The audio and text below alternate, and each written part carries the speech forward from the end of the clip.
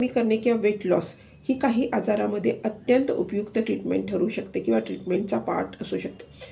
यामध्ये blood pressure आणि diabetes, PCOD आणि थायरॉईड यामध्ये काही आजारामध्ये हॉर्मोनल इम्बॅलन्स होतो, काहीमध्ये इन्सुलिन रेजिस्टन्स असतो. पण ब्लड प्रेशर हे आपल्या रक्तवाहिन्यांच्या फ्लेक्झिबिलिटी किंवा ब्लडच्या थिकनेसवरती अवलंबून असतं आणि सप्लायिंग एरियावर पण अवलंबून असतं.